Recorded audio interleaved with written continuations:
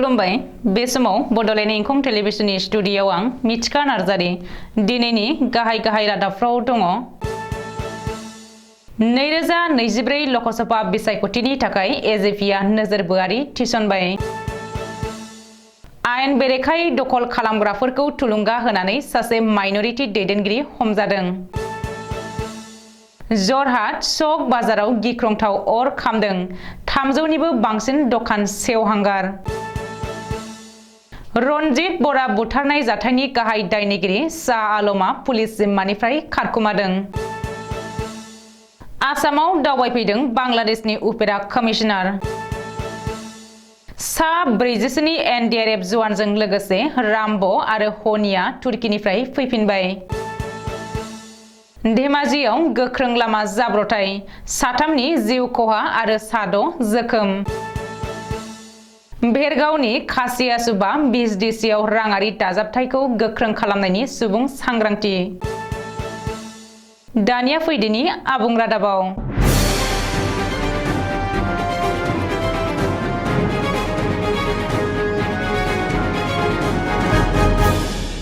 2024 नि लकसभा बिसायख'थिनि थाखाय गासैबो राजखान्थि हान्जाफोरजों लोगोसे असम जातीय परिषद सुंद'यै एजेपिआबो जानजि खाफ्रादों आरो आदब खायदा थियारि खालामदों मिथिनो हानाय बायदिब्ला फैबाय थानाय लकसभा बिसायख'थिनि थाखाय रायजोनि मोन 14 लकसभा बियाबनि गेजेराव मोन 11 बियाबाव एजेपिआ नोजोरबोआरि एबा अबजार्भार थिसनबाय दोलोनि गाहाय नेहाथारि जगदीश भुयाया सागान होनाय दोलोनि मोनसे नटिफिकेशन जारि खालामनाय मोन 11 लकसभा बियाबनि थाखाय नोजोरबोआरि थिसनदों रिपर्ट बायदिब्ला डिब्रुगढ़ बियाबाव राजु पकनो सुपारभाइजार आरो सन्जय देव आरो सपाकरन काहानियनो क सुपारभाइजार थिसनदों बेबायदिनो लखिमपुराव मानिक गगैनो सुपारभाइजार कास्टम बसुमतारी आरो दीप फेगुनो क सुपारभाइजार जरहाटआव अनुप पकनो सुपारभाइजार डक्टर दिलीप भुयाखौ क सुपारभाइजार कलियाबराव बानी दासखौ सुपारभाइजार आरो मौसुमी शर्माखौ क सुपारभाइजार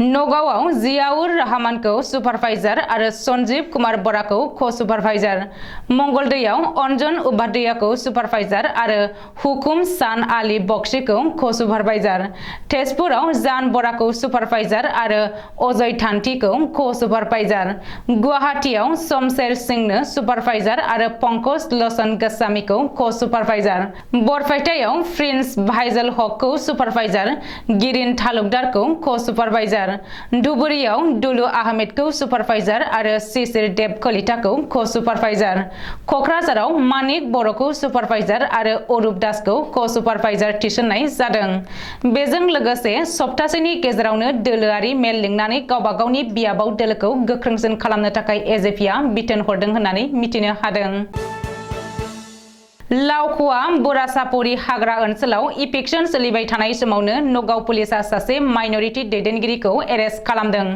मिथिनो हानाय बायदिब्ला हाग्रा ओनसोलाव आयेन बेरेखायै दखल खालामनानै जिल्ला खुंथायजों इफेक्शन खालामनानै होख्रां हरजानाय सुबुंफोरखौ सोरखारा इफेक्शन खालामनायनि हेंथायै थुलुंगा होनायनि दायाव पुलिसा माइनरिटी दैदेनगिरिखौ हमदों हमजानाय माइनरिटी दैदेनगिरिखौ आसाम माइनरिटी संग्राम परिषदनि गाहाय नेहाथारि आबु बकर सिद्दिक होननानै सिनायथिनो हादों नगाव पुलिसा आबु बकर सिद्दिकखौ थांनाय हराव एरेस्ट खालामदों रिपर्ट बायदिब्ला सिद्दिकखौ नगावनि जुरियानिफ्राय हमनानै लावखुवा सरसापरि पुलिसा जिम्मायाव लानानै नायबिजिरनो जागायदों नगाव आरो सनितपुर जिल्ला खुंथाया आयेन बेरेखायै दखल खालामनाय खमैबो 14,000 बिगा हायाव थांनाय मंगलबारनिफ्राय इफेक्शन खालामनाय समावनो सिगांनि मोनसे गोजाम केसखौ लानानै पुलिसा आबु बकर सिद्दिकखौ हमदों आरो बे जाथाया ओनसोलाव दुंहाव थासारि सोमजिहोयो मख'नो गोनांदि सोरखारा इफेक्शन खालामफुनाय समावनो मैया माखासे सुबुंफोरा बेनि हेंथायै सोमावसारदोंमोन फुंनि समाव कंग्रेसनि एमएलए नुरुल हुदाया जाथायसालियाव थांनानै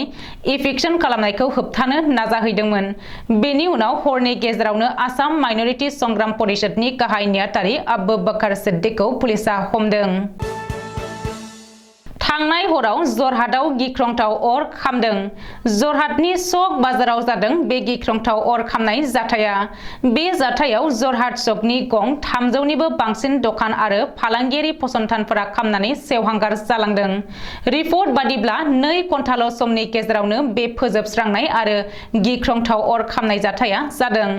बबेखानि अर खोमोरग्रा बिफाननि गं 24 गारिया फैनानै गिख्रंथावै जोंनाय अरखौ खोमोरनो नाजादोंमोनब्लाबो खोमोरनो हायाखै। जाउनाव जरहाटनि बे सक बाजारा सेवहांगार जालाङो।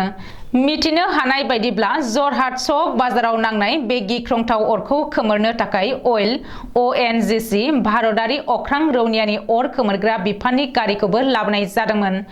मोब्लिब सर्ट सार्किटनि थाखाय बे गिख्रंथाव अर खामनाय जाथाया जादों। बबेखानि बे अर खामनाया ओरैबायदि गिख्रंथावमोन दि बाजारनि साखाथियाव थानाय बिल्डिंआबो जरा नुजादों होननानै मिथिनो हादों। गुवाहाटीआव फालांगिरि रनजित बरा बुथारनाय जाथायनि गाहाय दायनिगिरि शाह आलम तालुकदारा पुलिस जिम्मानिफ्राय खारखोमानानै दङ। गुवाहाटी नोगोरमानि सातगाव पुलिस जिम्मानिफ्राय शाह आलम तालुकदारा खारखोमालांदों। रिपर्ट बायदिब्ला सातगाव पुलिसा थांनाय हराव रनजित बरा बुथारनाय जाथायनि गाहाय दायनिगिरि शाह आलम तालुकदारखौ लानानै बटाखुलियाव मोनसे सार्च अपारेशन खालामनो थांदोंमोन। नाथाय बे समावनो शाह आलमआ खाबु लानानै पुलिस जिम्मानिफ्राय खारखोमालाङो। पुलिसा फोरमायथिनाय बायदिब्ला खारखोमा लांनाय समाव शाह आलमनि आखायाव हेन्डकाफ दङमोन। आखायाव हेन्डकाफ लानानैनो शाह आलम तालुकदारा पुलिस जिम्मानिफ्राय खारखोमालांदों। मिथिनो हानाय बायदिब्ला बेनि सिगां थांनाय 10 फेब्रुआरि खालि पुलिस जिम्मायाव थानाय समावनो शाह आलम तालुकदारा गावखौनो फोथैनानै लानो नाजादोंमोन। शाह आलमआ खिखरसालिनि मगखौ सिफायनानै गावनि आखायाव हानानै लादोंमोन। नाथाय पुलिसा उननि समाव बोखांनानै थैजों सिग्लाबनाय शाह आलमखौ देहा फाहामसालियाव दैथायहरो होननानै पुलिसा फोरमायदों। आसामनि धुबुरी जिल्लानि माहारियारि फालांगिरि मिरुआव दावबायफैदों बांलादेशनि उपेरा कमिशनारा। मिरु सोरखारनि गुबुन हादरारि नेति आदर्शनि गेजेरजों भारतनि नसुंसे हादर बांलादेशजों गुबुन गुबुन फालांगियारि बिथिङाव गोथौ सोमोन्दो लाखिनायनि थांखिजों बांलादेशनि उपेरा कमिशनारा आसामनि धुबुरी जिल्लायाव दावबायनानै सुरात लाफैदों। बांलादेशनि उपेरा कमिशनार राहुल आमिननि दैदेननायाव बांलादेशनि मोनसे थान्दै हान्जाया दिनै धुबुरी जिल्लानि गोलगन्जआव फैनानै माहारियारि फालांगिनि सायाव गुवारै सावरायज्लायफैदों। शुक्रबार खालि दिल्लीनि इन्दिरा गान्धी इन्टारनेशनेल बिरखं गाथोनाव सौफैदों सा 47 NDRF जवानफोरा। लोगोसे रामब' आरो हनि मुंनि मानै स्नाइपार डग एबा मोनामसुग्रा सैमायाबो फैदों गावसोरनि आंगो हादर भारतआव। 10 सान बानाय आरो मेंनाय गैयै खामानि मावनानै गावनि आंगो हादराव सा 47 NDRF जवाना रामब' आरो हनि बे मानै मोनामसुग्रा सैमाखौ लोगोआव लाबोफादों। मख'नो गोनांदि थांनाय 6 फेब्रुआरियाव बांग्रिंजों सिलिंखार जानाय तुर्की आरो सिरियायाव हेफाजाब हैनो थांदोंमोन। लोगोसे स्नाइपार डग फारियै जुलि, रमिय', रामब' आरो हनि बै माब्रैयाबो तुर्कीयाव थांदोंमोन। मख'नो गोनांदि गासै 40,000निबो बांसिन सुबुङा थैनो गोनां जादोंमोन आरो लाख लाख सुबुङा जोखोम जानायजों लोगोसे न' बां गोमाजानांदोंमोन। धेमाजि जिल्लानि थेलेम ओनसोलाव गोख्रों लामा जाब्रबथायजों 3 सुबुंनि जिउ खहा जादों आरो 6 जोखोम जादों। पुलिसनि सुलुङाव फोरमायथिनाय बायदिब्ला बृहस्पतिबारखालि मोनाबिलियाव गंसे साखा खबब्रै गारिया हरखाबै गंसे बाइक आरो गंसे साइकेलखौ होख्रेमलाङो। जाहोनाव सासे उन्दै गथ'जों लोगोसे गासै 3 जिउ गोमायो। सासेया जायगायावनो थैयो आरो 2आ हस्पिटालाव थैहैयो। जोखोम जानाय 6 सुबुंखौ देहा फाहामसालियाव देहानि फाहामथाय होगासिनो होननानै मिथिहोबावदों।